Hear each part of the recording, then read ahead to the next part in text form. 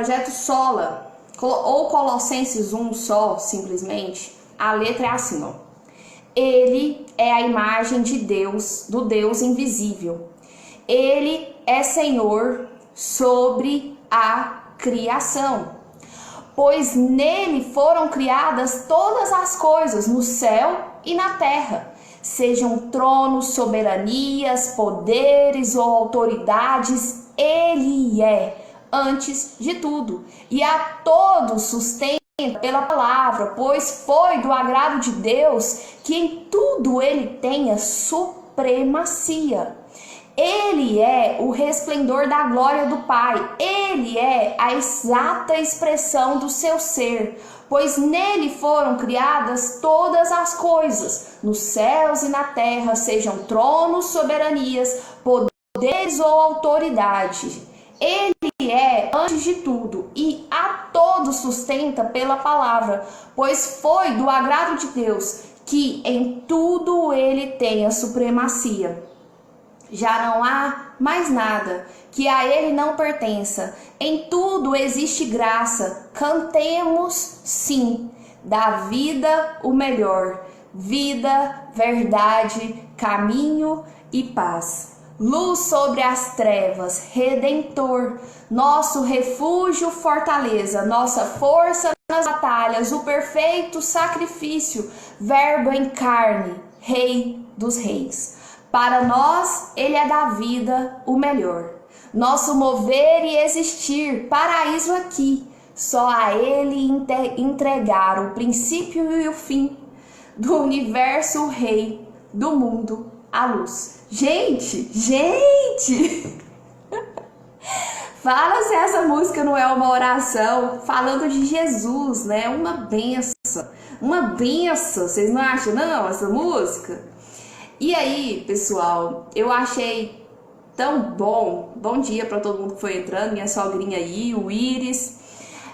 Eu achei tão boa, Kleber. Muito obrigada por me mandar essa música também, para alimentar aqui nosso estudo de mais fé, de mais unção. Porque ontem eu tive um sonho. Ontem eu fui dormir com as galinhas, sabe? Eu fui dormir no final da live da Gleide. Eu tava ouvindo a live da Gleide deitada, eu dormi no final. Não consegui terminar de assistir, dormi. Tava sendo tão agradável ouvir a Gleide mais a Aline falando assim, sobre relacionamento, sobre casamento. E aí eu fui dormir. Mas foi no finalzinho que eu dormi. E aí, o que acontece? Eu tive um sonho, vou te contar. Que na hora que eu ouvi essa música, eu até achei interessante. Eu tive um sonho assim... E umas loucuras, né? Eu virava pro meu esposo no sonho e falava assim: amor, por que as pessoas não acreditam que existem seres em outras dimensões? Por exemplo, esses passarinhos que estão passando no céu, eles estão em outra dimensão. Eu falando assim, gente, no sonho. Eles estão em outra dimensão, eles são seres de outra dimensão. Essa foi a viagem. Eu via passando um passarinho muito diferente, assim, e eu falei, esse passarinho é de outra dimensão. Ai, que pena que perdi a live da Gleide. Ficou salvo, eu acredito. Aí, né, no sonho falava isso pro meu esposo, aí eu fui e falei assim pra ele. E as pessoas são tão desatentas que elas nem percebem que Deus vem aqui na Terra, igual ele ia no Jardim do Éden. As pessoas são tão desatentas que elas nem percebem que lá no Jardim do Éden, Deus não ia ter com Adão na viração do dia. Eu falei, as pessoas nem percebem que Deus anda aqui na terra na viração do dia. Só que eu falei isso assim no sonho e eu acordei com aquela impressão de é mesmo. Aí eu até comentei com o Leandro, assim, aí já acordada, né? Falei assim, amor, olha aqui que louco o sonho que eu tive, falando que as pessoas não percebem que Deus anda aqui na Terra. Gente, e anda, né? Aí o Leandro falou assim, de fato, né? E aí eu falei assim, nossa, é mesmo, eu não posso esquecer disso. Eu sonhei com isso, mas eu não posso esquecer disso. Aí eu fiquei com isso na cabeça, assim. Porque Cristo habita em nós. Então, Deus anda aqui na terra, gente. A gente tem que respeitar o próximo, a gente tem que respeitar o nosso irmão. Nós somos criatura de Deus e tudo que está na terra tem a essência de Deus, tem o DNA de Deus. Então, assim, tudo que anda, tudo que vive, né? É o que não anda. Não, na verdade, as árvores, né? Eu falo assim, por conta da natureza. Tudo está impregnado dessa essência de Deus. Então, Deus está em todas as coisas, né? A gente tem que tomar o cuidado só com o reducionismo, de não reduzir Deus às coisas. Mas, assim, todas as coisas têm a essência do Criador, né? Revelam a Trindade, revela o Pai. E aí eu falei, é verdade. Só que a gente não se atenta a isso. Foi bem o que eu disse no sonho. Deus, ele está na terra, ele está nessa viração, porque na verdade ele está em todos os ambientes, ele está em todos os locais, só que a gente não fica atento a isso. Porque Deus é, né? Meu esposo até fala, Deus não existe, Deus está em tudo, o mundo está em Deus. Eu até falo com meu esposo assim, eu falo, eu consigo visualizar isso, porque Deus é tão grande que todas as coisas estão nele e não o contrário. Gleide, bom dia, amada, seja bem-vinda aqui ao nosso canal Sintonia LBS 10. Vocês viram, gente, que agora o LBS 10 é o nosso canal aqui.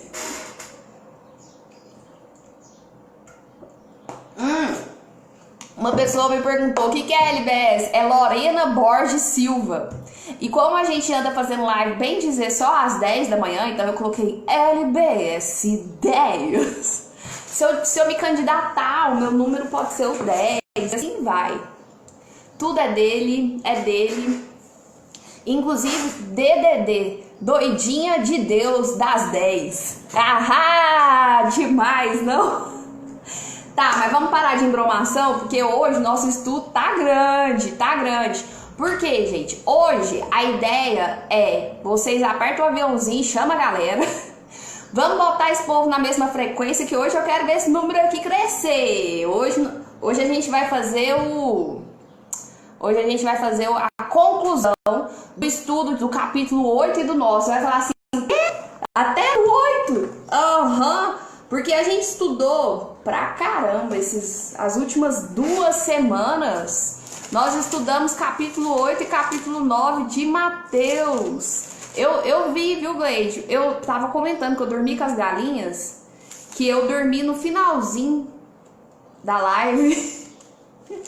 Não sei se você percebeu que eu sumi de uma hora pra outra, eu dormi no finalzinho da live. De repente eu acordei e já tava acontecendo outra live. Aí de repente eu dormi de novo. Menina, cansaço, né? Cansaço. Não, o Instagram não parou. Olha que top. Eu pensei que você tinha terminado uma live e começado outra. Massa, hein? Olha, você hackeou o Instagram. Então bora lá, gente. Olha só, eu peguei aqui e fiz um resumo, porque nossa, é muita coisa que a gente estudou nos 2 capítulos. A gente vai concluir a ideia dos 2 capítulos hoje, o que a gente demorou para estudar em 2 semanas. Então a gente viu sobre, vamos lá, recapitulando, presta atenção. Quem não assistiu todas as lives agora vai ter a oportunidade de ter uma review, uma revisão. Vamos lá, queridos alunos do meu coração. A gente estudou sobre a cura do leproso, depois a cura do criado de um centurião, depois a cura da sogra de Pedro, depois muitas outras curas. Depois Jesus põe à prova os que querem segui-lo. Depois Jesus acalma uma tempestade. Depois tem a cura de 2 endemoniados gadarenos, a cura de um paralítico em Cafarnaum, a vocação de Mateus. Jesus come com os pecadores. Depois Jesus fala sobre o jejum. Depois o pedido de um chefe para a cura da sua filha, que no caso era Jairo. A cura de uma mulher enferma. Depois a ressurreição, né, dessa filha de Jairo. A cura de 2 cegos. A cura de um mudo endemoniado. As blasfêmias dos fariseus. Ai, Respira. E Jesus ia por toda parte fazendo o bem, a seara e os trabalhadores. A gente entrou por todos esses assuntos. Minha filha, o bem que eu queria ser mais organizada. Aí, o que acontece? Aqui a gente viu uma trilha de poder, uma trilha de milagres. A gente conheceu vários feitos maravilhosos de Jesus. Se você não acompanhou, você vai acompanhar. Tá tudo salvo no IGTV, no YouTube. E aí, a gente trouxe aqui uma sequência de curas realizadas. Aí eu coloquei hoje na chamada da live assim, ó. Bom dia, Keila. Coloquei assim na chamada da live. Qual a importância de todos esses fatos? A gente viu o poder do sobrenatural de Jesus. O poder sobrenatural de Jesus. E agora, frente a esse poder sobrenatural que foi o tempo inteiro aqui revelado, é a nossa posição. É isso que a gente vai ter que saber. Como se portar agora frente ao poder sobrenatural de Jesus que nos foi revelado. Agora a escolha é sua. E a escolha sua, ela tem que ser radical. A gente viu aqui durante todo esse trajeto dessas histórias que os discípulos optaram por seguir Jesus e tiveram uma decisão, uma postura de quem vai seguir, fui. E já vai, e já é. E os fariseus, os saduceus, os religiosos daquela época só ficavam assim, o que esse cara tá fazendo, hein? Criticando Jesus. Os saduceus, os fariseus ficavam olhando para Jesus e pensando assim, qual é desse cara? Gente, eles não sabiam que Jesus era Jesus. Jesus andava por meio daquelas multidões todas como se fosse um profeta, não havia a revelação de que Jesus era o Filho de Deus. As pessoas estavam começando a conhecer e os religiosos tiveram essa postura de ficar assim, esse cara, não sei não, ele expulsa demônios em nome do demônio. Os fariseus e saduceus faziam isso, os religiosos, os doutores da lei, aqueles que entendiam tudo de Deus, na concepção deles, né? Aí, o que acontece? A gente tem que saber se posicionar. Quem vai ser você nessa história? Você vai ser um discípulo que segue Jesus e seguir Jesus? Quer dizer, pega a sua cruz e segue-me. E seguir com a sua cruz é poder também se submeter à morte de cruz. Porque aí, às vezes a gente pensa assim, sim, eu estou com Jesus. Mas você parou para analisar as consequências de dizer que você está com Jesus? Não é que o caminho vai ser maravilhoso, que agora só vai ter flores pelos caminhos. Jesus não tinha aonde repousar a sua cabeça. Então você tem que parar para analisar. O que você está pensando da sua vida, pequeno gafanhoto? Aí você tem que entender, eu quero ser discípulo ou eu quero ser um saduceu, um fariseu, um religioso, que digo que tudo sei e nada sei. Porque quando Jesus aparece, o que eu faço? Coloco ele numa cruz e mato. E mato ele. Foi isso que os saduceus e os fariseus fizeram. Porque Jesus veio e descumpria a lei. O que ele fazia de tão extraordinário, de tão equivocado, de tão errado? Jesus curava os leprosos. Jesus tocava nas pessoas impuras. Jesus ia até as pessoas que estavam à mercê da sociedade, à mercê da religião. Aquelas pessoas que nem sequer poderiam entrar nas sinagogas. Jesus ia atrás dessas pessoas. Jesus ia atrás dos gentios. Jesus não estava com os escolhidos, com o povo de Israel eleito, os religiosos, tá? Aí, a gente tem que saber, então, durante toda essa narração, de que lado a gente tá. Se a gente é discípulo, você é de discípulo, ou você é fariseu, ou você é saduceu, ou você é religioso, que carrega em si uma quantidade imensa de formalismo, mas não carrega a verdade. Não carrega na sua vida a verdade, porque de nada adianta eu pegar essa Bíblia aqui e saber ela de cor e salteado se eu não vivo. É melhor você nem saber, mas viver. Muitas das pessoas às vezes não detêm o conhecimento que alguns teólogos, alguns filósofos e blá blá blá têm. Elas não detêm esse conhecimento, mas elas vivem. E o importante para Jesus não é a lei. Ele veio e rompeu com a lei. É você viver pela fé.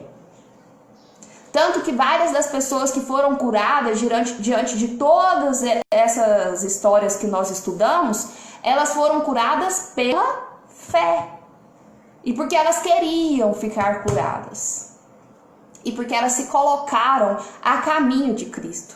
E elas se encontraram com Cristo. E elas tiveram esse encontro com Jesus. E a partir desse encontro e do seu falar e da sua atitude de se posicionar, eu quero ficar curada, você vai ser curada. Foi isso que aconteceu. Tá, então, o que a gente percebe aqui? Durante todas essas histórias está muito em evidência o poder do evangelho, está muito em evidência o poder da sua decisão, que se você se posiciona, a cura acontece. E agindo Deus, da forma com que Jesus veio e agiu nessa história, quem poderá impedir? Quem poderá me socorrer? Não é o Chapolin Colorado, é Jesus. E aí, tadinho do povo, se tiver gente mais nova que eu aí, né, porque eu sou muito nova, nem vai saber o que é Chapolin Colorado. Então, aqui, gente, a história só nos mostra um Deus super poderoso na presença de Jesus. E esse Deus, é lá daquela história, é antiga, sim, é o Deus de ontem, mas é o Deus de hoje. E que tal você fazer parte dessa história? Você se colocar no caminho, a sua história ser mais um relato aqui dessa Bíblia.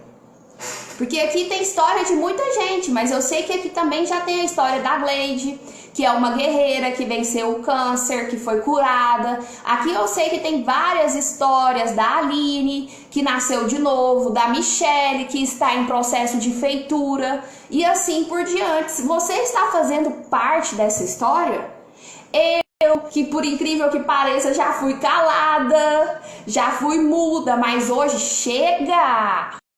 Tô botando tudo pra fora, até o que não precisa, talvez. Mas eu tô aqui e vamos colocar tudo pra fora mesmo, irmão. Chega, chega. Você tem que tomar uma decisão, você tem que se posicionar. Tá, mas aí vamos aqui fazer o review que eu falei que eu ia fazer e não fiz. Só li os tópicos. Jesus, e antes aqui do capítulo 8 e do capítulo 9, Jesus vem e ele faz uma distinção do que era falso e do que era verdadeiro. E agora ele começa a mostrar o quê? O seu poder. Jesus vem agora mostrando o poder do reino. Jesus vem agora falando assim, cheguei. Jesus chega com tudo, gente, mostrando o poder mesmo. E aí, no capítulo 8, aê, metanoias na área, muito bem. E aí, no capítulo 8, no capítulo 9, a gente vai ver, sabe quantos milagres? Chuta aí, quantos milagres você acha que a gente estudou durante esses dias aqui? Fran, Girlene, Bilney, sejam bem-vindos. Quantos milagres vocês acham que a gente estudou aqui durante o capítulo 8 e 9 de Mateus? Ele corria o risco de ser, né, pessoal? Voltou, saí de uma internet e coloquei na outra. Voltou? Tá ok? Me conta aí que a gente vai dar continuidade. Me conta como está, que eu vou continuar, Me conta aí, meu povo, está passando aqui agora o carro do milho verde. Voltou, né? Então tá, vamos lá. Então, como eu estava dizendo aqui pra vocês, o leproso foi curado, ele corria o risco de ser apedrejado na tomada de decisão de ir ao encontro de Jesus, mas ainda assim ele foi, né? Porque ele é impuro. Depois nós temos aqui o centurião que pede para Jesus curar o seu servo, que também estava paralítico em casa, e ele fala que nem sequer merecia receber a presença de Jesus em sua casa, que uma palavra era suficiente, e Jesus fica passado com uma fé daquela e cura também esse homem. Aí depois tem a sogra de Pedro, que também foi curada, que teve a postura de ser grata, de honrar a Cristo logo em seguida. Depois Jesus vai e expulsa um monte de demônio. Depois o que Jesus faz? Aqui nesse contexto, Jesus fez 3 milagres que escandalizava o ritualismo farisaico, porque ele toca num leproso, ele toca numa mulher, e depois ele não vê problema nenhum em se aproximar de um gentio.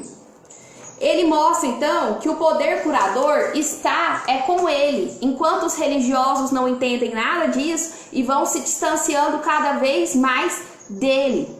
Jesus prova que ele é o Messias, que ele é a escolha radical. E você tem que saber se posicionar, se você está do lado dele ou se você se distancia dele, como os religiosos acabaram por se distanciar. Na sequência, nós temos tempestade. Segura firme aí. Tempestade. E aí Jesus depois vem, cura de 2 endemoniados que viviam dominados pelo poder do mal. Na sequência, cura de um paralítico. Ele escandaliza a plateia religiosa. Por quê? Porque disse para esse paralítico: os seus pecados estão perdoados. E os religiosos olham e falam: quem é ele que perdoa até os pecados? Mas paciência, Jesus cura até a natureza, manda o vento parar e o vento para. Então os endemoniados expulsar, nada demais. Um paralítico curar, para Jesus nada disso é demais, porque o poder de Jesus é completo. A sua escolha é a favor de Jesus? A sua escolha é a favor de Jesus? Bom, e agora, dando continuidade, o que a gente vê? Jesus foi comer com os pecadores lá na casa de Mateus, porque Jesus chamou Mateus para ser discípulo. Mateus falou bora, e aí Jesus foi comer com os pecadores lá na casa do Mateus. E aí os religiosos de novo criticam e ele fala: opa, eu não vim pelos sãos, eu vim pelos doentes mesmo. Médico precisa de doente que precisa de um médico e não sãos. Por isso que eu estou aqui me alimentando com os pecadores. As pessoas perguntam sobre o jejum. E aí ele pega nessa ocasião e fala: não misture coisas novas com coisas antigas. Isso gente, uma mudança radical que você tem que ter na sua vida. E não apenas um ajuste. Você tem que passar por uma metanoia. Você nasce de novo, você é nova criatura. Não tem como você ser mais ou menos um pano velho e um pano novo. Ou você é novo ou você não é. E aí, mais adiante, ele fala: você tem que passar por uma transformação. Você passou por transformação, você deixou de ser lagarta e agora você é borboleta, não tem como você voltar a ser lagarta. Pegou o que é metanoia? E aí, mais adiante, uma mulher é curada. A filha de Jairo é ressuscitada, a cura de 2 cegos e um mudo. Depois os fariseus dizem que é pelos príncipes dos demônios que ele fazia essas curas. E certamente, diante de quem Jesus foi e do seu poder sobrenatural, a nossa escolha precisa ser radical. A sua escolha é de ser discípulo ou é de ser um fariseu que se ressente, que se revolta, que se distancia? Qual é a sua decisão? O que está definido no seu coração? Então, frente a tudo isso que a gente viu, a gente tem que tomar cuidado e tem que saber se posicionar. E aí ontem eu até vinha falando com vocês sobre uma questão que hoje eu não posso deixar de dar uma pincelada também, por isso que eu tô assim, no 12. Põe no 12, respira, bebe ar.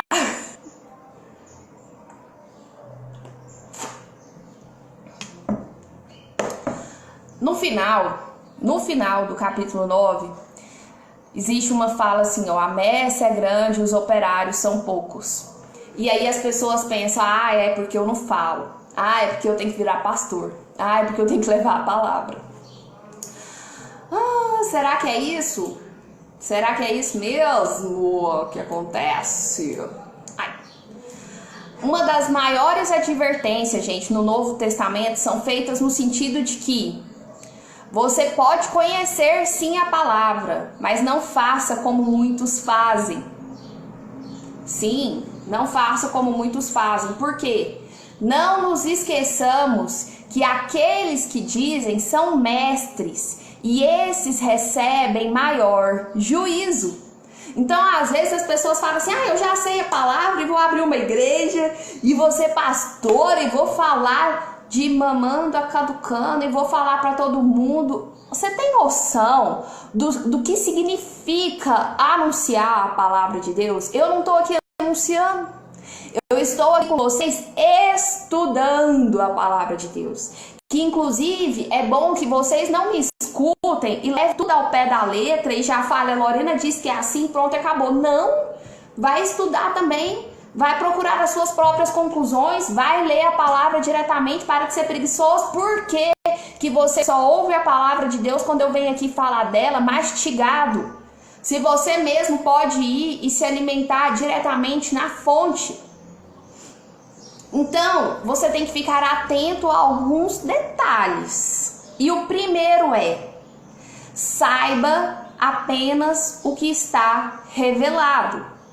Muitas pessoas, e preste atenção quando você ouvir alguém falando de Deus, saiba apenas o que está revelado. Está revelado, está na Bíblia. O que vem de novidade, muitas das vezes, é aonde está o problema. Você caçar e achar coisas que não estão escritas. Toma cuidado. O segundo é: ensine somente aquilo que você sabe que Jesus ensinou e que os apóstolos ensinaram. Portanto, não fique inventando moda. E por que será que nas igrejas a gente quase não ouve falar da palavra de Jesus, do jeitinho que Jesus ensinou, do jeitinho que os apóstolos ensinaram? E o povo fica falando: Deus me revelou. Que patotinha é essa? Prestem atenção, tomem cuidado. Às vezes Deus revelou mesmo, mas tomem cuidado com isso. Terceiro, veja quais são as implicações de sua opinião em relação ao que já está revelado. Não tenha opinião que se choque com a revelação. Não tenha opinião que choque com a revelação. Se a revelação foi não faça tal coisa, não vem com essa historinha de que mas assim pode, mas que assim pode. Relativizando o que já foi revelado. Tome cuidado. Eu comecei a fazer esse estudo bíblico com vocês aqui por conta de ouvir gente falando de muita novidade, por conta de ouvir gente aumentando muito o alcance do que é o ensino. Lorena, porque você entende muito? Não, é porque eu não aceito que as pessoas falam friamente: pronto, acabou. Eu vou lá atrás da Bíblia, eu vou estudar. Meu esposo é teólogo, eu tiro a opinião com ele, eu estudo mais 1, mais 2, mais 3. Eu me dedico a isso aqui, gente. Quarto, creia que você se torna responsável pela mentira, pelo engano, pelo distorcimento, pela perda de rumo que o seu ensino sugerir. As pessoas parecem que não têm noção das consequências. Se você fica distorcendo a palavra de Deus, se você fica mentindo em cima da palavra de Deus, se você perde o rumo. Eu tenho muito receio de fazer isso aqui com vocês, por isso que eu tô falando. Eu venho trazendo para vocês aquilo que eu estudo. Se vocês acham que não está muito correto, muito coerente, busquem estudar também.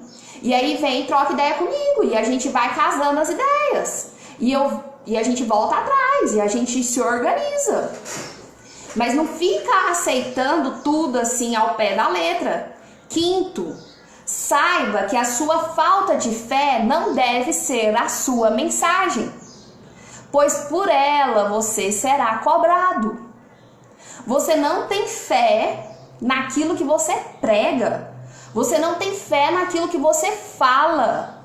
Para de ser hipócrita. Você não pode levar a palavra de uma coisa que nem você acredita. Ou você vive ou você não fala. Ou você fala e está se esforçando para viver, mas não dá para não viver. Você tem que falar aquilo que você tem fé. Inclusive hoje eu tava assim, ai meu Deus, me questionando pelo fato de trazer aqui para vocês a mensagem, mas eu falei com Deus antes e eu senti meu coração assim. Porque eu sei que eu tenho fé. Eu sei que não é por conhecimento que eu venho aqui falar com vocês, porque eu não tenho esse conhecimento amplo, vasto e verdadeiro. Mas eu sei que eu tenho fé. E pela fé, aquelas pessoas que não detinham conhecimento foram curadas. E eu peço muito a Deus que eu possa ser instrumento na vida de vocês. Sexto, por mais cheio de conhecimento que você seja, ainda assim não pregue, se você apenas souber sem fé. Não anuncie nada sem fé, nem mesmo um grande conhecimento. Como eu expliquei para vocês, de nada adianta você ter estudado a Bíblia inteira, mas aí você não tem mais fé. Meu esposo já me falou uma coisa assim, ó, tem gente que sabe tanto a palavra, mas que distorce tanto a palavra, que usa tanto a palavra só para ganhar dinheiro, que essa pessoa não acredita mais. Essa pessoa ela não acredita mais em Deus, ela não tem mais fé. Ela não tem mais fé. Ela usa apenas para os seus próprios interesses.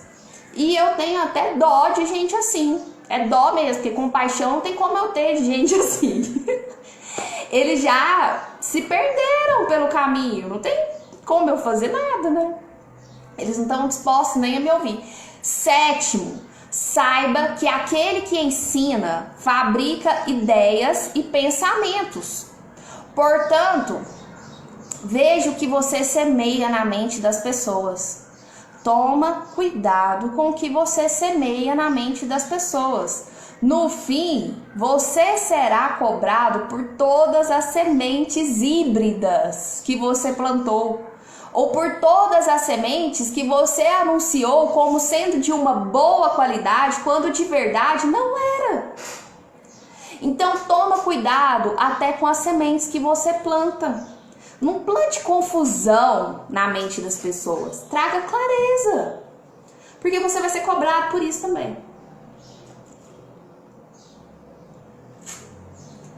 Então ontem eu falava para vocês, que foi o finalzinho do estudo, sobre a importância de caminhar, de trazer clareza para essas ovelhas que estão perdidas sem pastor. Mas tome muito cuidado para levar a palavra. Porque a palavra, ela não vai surgir, porque o ensinamento ele não vai surgir de uma hora para outra. É igual a palavra, ela tem que ser decantada. Ela vai passar aqui por um filtro, ela vai passar por um funil, ela vai demorar. Você vai alimentando igual você está alimentando, aos poucos, e você vai crescendo, e isso vai germinando, e isso começa a enraizar, e isso começou a enraizar, começa a produzir fruto, e esse fruto é de vida ou é de morte? Espera, você começar a produzir fruto para saber se esse fruto é bom ou não. Não começa já a lançar semente de uma coisa que nem você tem consciência se isso é bom ou não. Inclusive fala aqui na palavra, ó, se em sua casa, com os seus, você não frutifica o evangelho, por que haveria você de pregar aos outros? Se você não faz o evangelho mostrado em silêncio pela sua própria vida. Se você não vive o evangelho, para que você vai pregar ele para os outros? A seara é grande mesmo. Os trabalhadores são poucos mesmo. Mas Jesus não mandou treinar. Jesus não mandou recrutar ninguém. Não. Ele disse que a gente deveria pedir ao Senhor da seara, que nós deveríamos pedir para Deus, para que Ele mesmo mandasse os trabalhadores para a sua seara. Ele não mandou a gente treinar, recrutar e falar para todos, levem a mensagem. Tem gente morrendo porque você não leva a mensagem. Ele não falou isso. Assim, melhor do que uma multidão de gente levando a mensagem e que não sabe nem sequer discernir o que é mão direita, o que é mão esquerda, é ter poucos pastores maduros que façam tudo com amor, certeza e fé. Então não se apressa. A ideia aqui é não se apressa para se levantar, para pregar, para levar o evangelho. Deixa essa palavra primeiro entrar em você. Essa semente germinar, crescer. Você vai ver primeiro que frutos vai dar. As pessoas vão ver seus frutos, vão querer comer, vão querer beber da mesma água, da mesma fonte que te fez crescer. Deixe que a palavra mesmo é que vai levantar você.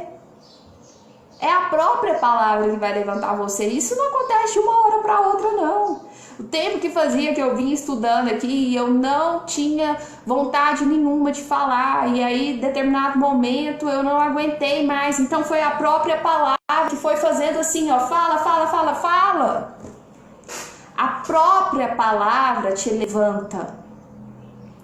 Porque ela vai te alimentando, aquilo vai germinando, aquilo vai crescendo e de repente os frutos começam a cair e você precisa dividir esses frutos. Se for para compartilhar, que seja o amor de Deus. Mas não se apresse em ensinar. Não se apresse em ensinar. Eu não estou aqui ensinando propriamente vocês. Eu estou aqui pincelando as coisas para que você busque compreender mais, para que você busque aprofundar os seus estudos, para que você busque mais direção, para te instigar. Nós estamos aqui estudando juntos. Nós estamos aqui estudando juntos a palavra. Então não se apresse em ensinar. Essa é a mensagem final do capítulo 9, ok?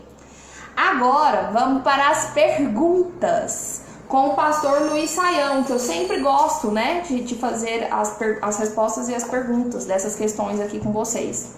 Vocês estão aí?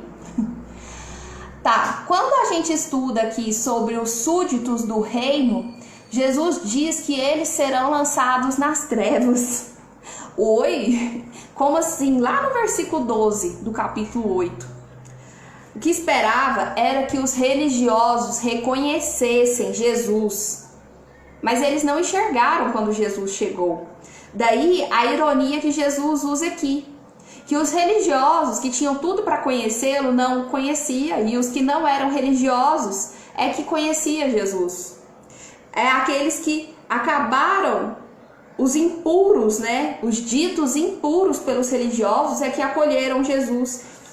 E aqueles que se achavam os primeiros candidatos do reino dos céus foram rejeitados por Jesus. Porque viviam apenas a lei, viviam apenas o formalismo, não aplicavam a palavra nas suas vidas práticas. Por isso que ele fala que eles serão lançados nas trevas. Jesus repreendeu a tempestade e o vento. Isso é literal? Há algum significado por trás? Como entender essa afirmação do texto? Jesus, ele mostra seu poder sobre tudo. A tempestade aqui acaba sendo vista muito no científico. Quando a gente para analisar os transtornos naturais, né, que às vezes acontece, a gente acaba vendo só de forma científica, mas nós não podemos esquecer que por trás do natural existe também o sobrenatural, e que Cristo é divino, que todas essas coisas obedecem à soberania do Pai. Então Deus manda o vento parar, o vento para. É essa a ideia. Será que esses endemoniados não eram loucos? Ou existe de fato demônios que se apoderam de pessoas e deixam o ser humano nessa situação aqui? Gente, na Bíblia a gente encontra referência ao lunático. E os lunáticos, para a Bíblia, eles eram quem? Os epiléticos. Então existe uma correspondência física, real, não necessariamente algo espiritual. Por isso que as pessoas levantam que esses endemoniados de repente também seriam, por exemplo, os loucos, as pessoas com problemas psicológicos, mas não é. Muitos levantam essa dificuldade em aceitar, por não aceitar o sobrenatural. Imagina que estes endemoniados sejam pessoas com doenças mentais, mas não é. A Bíblia não mostra desse jeito e nem faria sentido, porque tantos demônios foram lançados aos porcos. Se fossem problemas psicológicos, não tinha por que mandar esses problemas psicológicos para os porcos. Então eram demônios mesmo. O problema do paralítico de Cafarnaum era de doença? Por que então Jesus resolve perdoar os seus pecados e ir para um outro campo de enfermidade? A gente pensa que o problema do homem é a sua necessidade física, mas Jesus, ele não está aqui apenas para curar essas pessoas no físico. Ele não era simplesmente um curandeiro, ele não era simplesmente um médico que vinha e remediava a situação, tirava a doença da pessoa, somente ajudava a pessoa e pronto. Até porque se o que fez a pessoa ficar doente foi o pecado, a pessoa vai voltar a ficar doente. Então, ele muito mais do que curar o físico daquela pessoa, ele vinha e trazia também a cura sobre as enfermidades mentais, sobre as enfermidades espirituais daquela pessoa. Jesus, ele é o servo do Senhor que veio trazer o reino messiânico, e o problema mais sério aqui não é a doença, é o espiritual.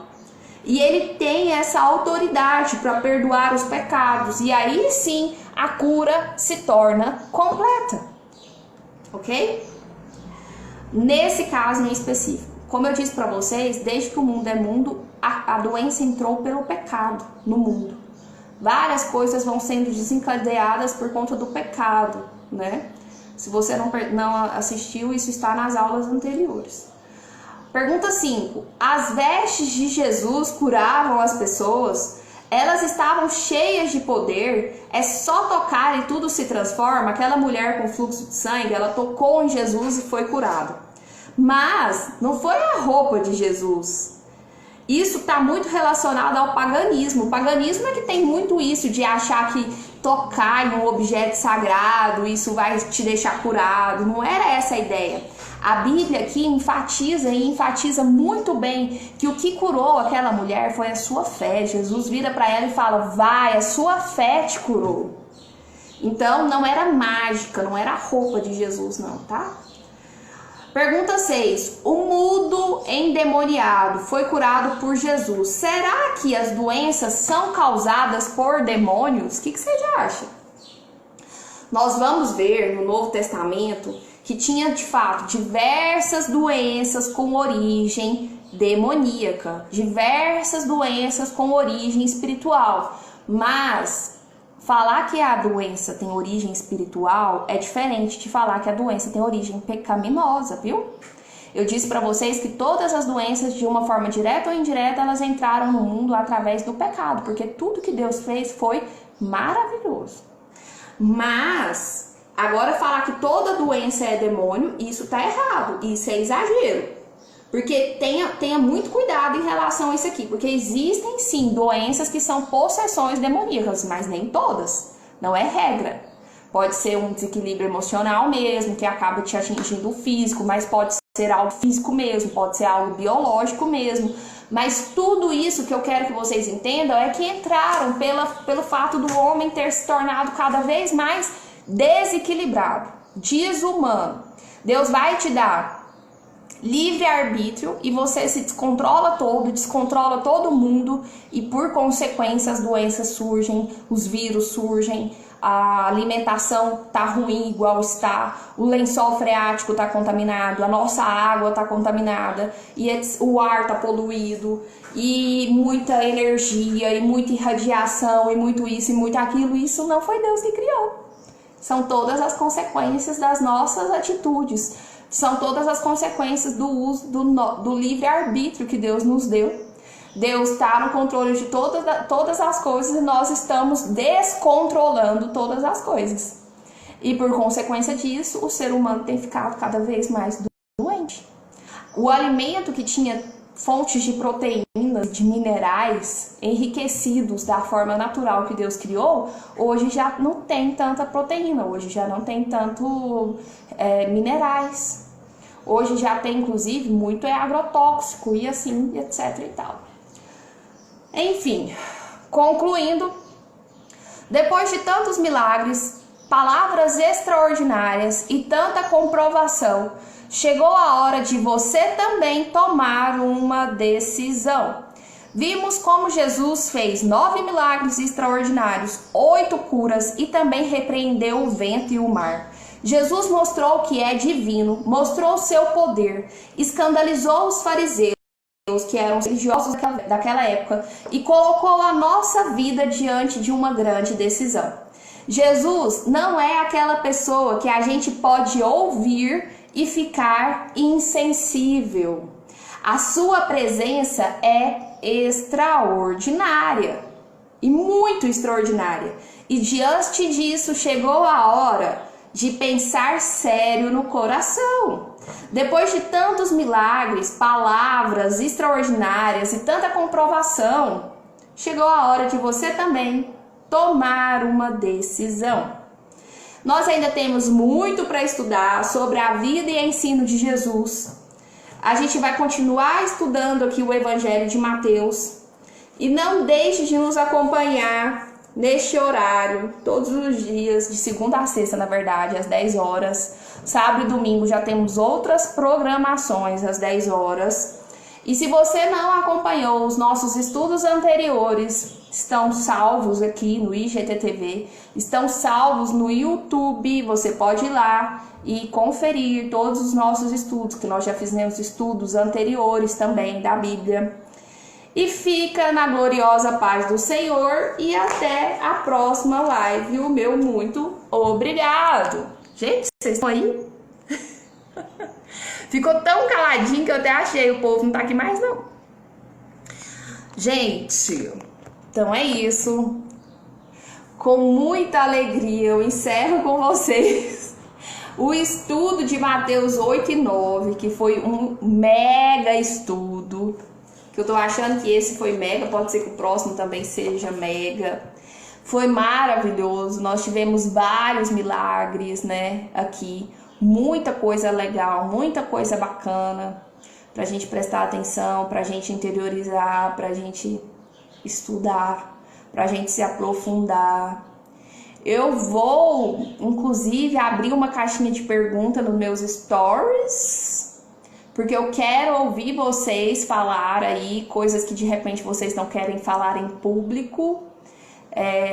O que esse estudo trouxe para você, o que esse estudo te transmitiu, o que você sentiu. Talvez você não quer se revelar diretamente, mas se você tiver disposto a dar esse testemunho assim, o que passou, como foi, o que ficou para você em termos de aprendizado, pode escrever logo abaixo do estudo. Assim que acabar eu já deixo salvo. E aí você pode já deixar ali a sua manifestação, ok? E amanhã nós vamos dar continuidade nesse estudo. Nós vamos estudar Mateus 10. E o estudo de Mateus 10 é uma missão quase impossível.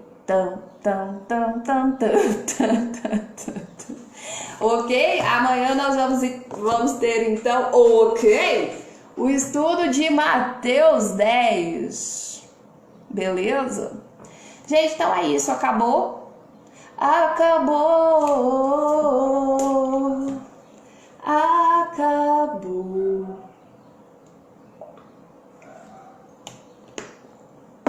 Achei que não ia dar tempo. Nossa, eu corri mais que tudo, vocês perceberam, né? Não tem condição. Eu ainda tenho que dividir o estudo de hoje em 2. Tô muito enrolada. E aí amanhã nós estudamos